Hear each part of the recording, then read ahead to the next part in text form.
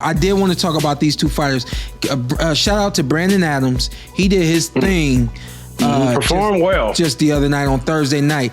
He knocked out a fighter that not only hasn't been knocked out, but also has taken on short notice fights and been very competitive in those short notice fights. Two fights that he was competitive in. One, I actually thought he won.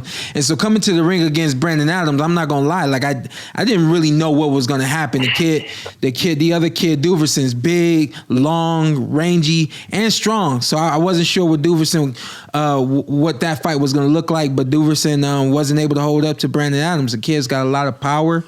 He didn't have an opportunity to show it against Jamal Charlo, but maybe he'll have another opportunity to do something like that. So it's relatively soon. But shout out to Brandon Adams. Stay right there at NBC.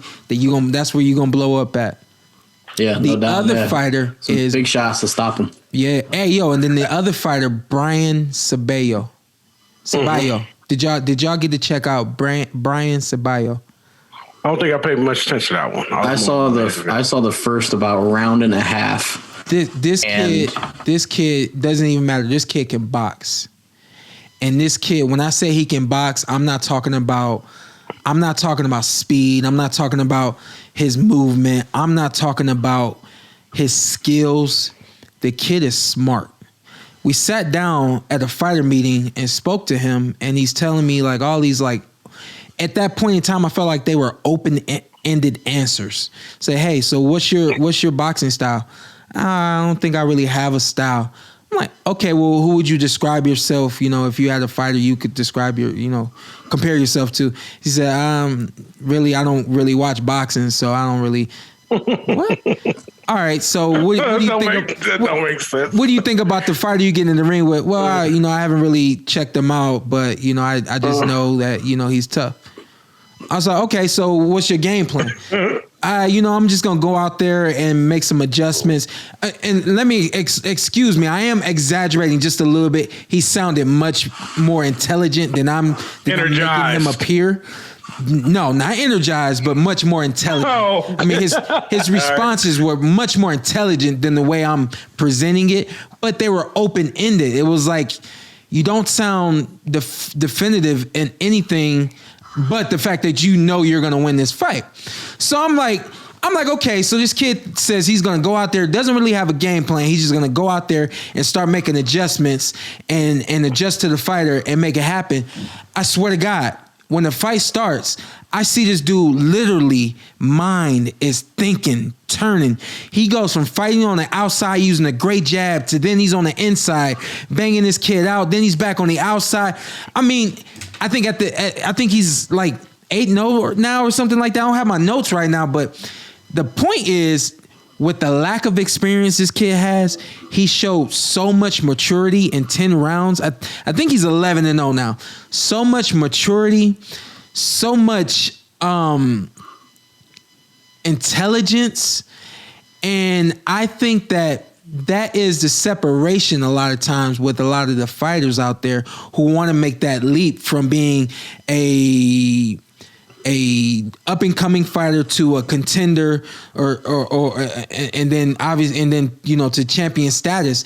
There's that link of how mature are you or how mature can you be, and we're gonna talk about Danny Garcia, but there's the big separation there between somebody like him who can make adjustments, who can box and figure out what a guy wants to do, prevent him from using all of his assets, and then do everything that you've got and really make the fight one-sided. I didn't expect this fight against Gomez to be one-sided, and it was completely one-sided, and it was all because this kid Ceballo can really think in the ring and does have boxing skills and a lot of experience as an amateur.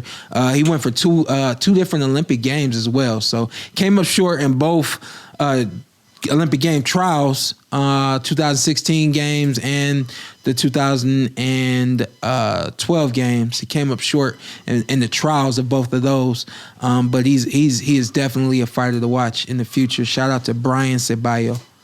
Hey, Ring City, it's basically their own promotion. Ring City is the promotional company. Okay, yeah, because that kind of reminded me of like the Showbox back in the day, but on the Friday night fights, ESPN, stuff like that.